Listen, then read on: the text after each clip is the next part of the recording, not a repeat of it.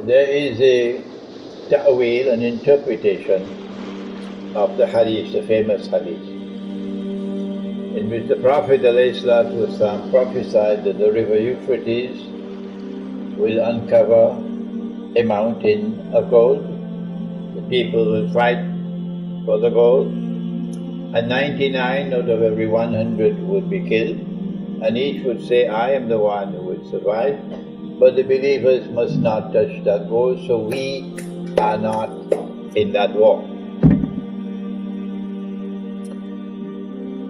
I have interpreted it, and Allah knows best, that this prophecy was fulfilled in 1974 when Henry Kissinger was able to fool King Faisal and get him to agree to sell Saudi oil for only US dollars.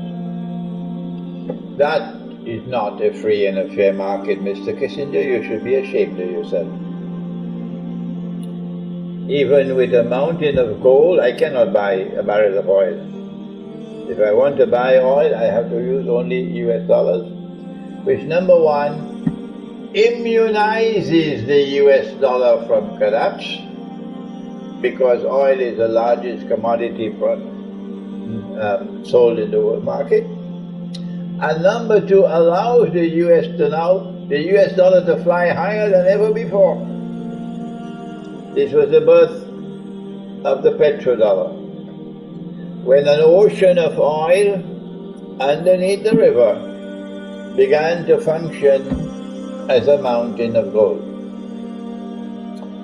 I was able to make this interpretation, first of all, because I'm the graduate of an Institute of Islamic Studies, where I studied Quran and Hadith, but also because I went on to study international relations, in which I also had to study international monetary economics in 2 universities. But this is not taught in the Darul Uloom. So our graduates have no way of interpreting this hadith.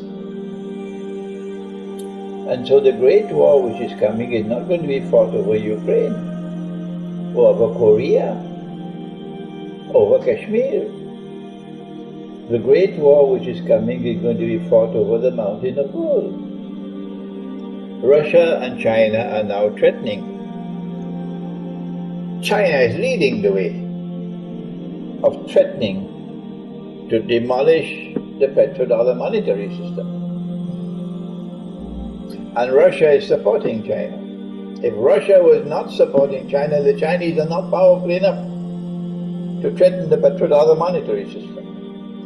But when China saw the Soviet Union collapse, and Russia returning to her Orthodox Christian heart, China knew that history is changing. The Soviet Union maintained hostile relations with China.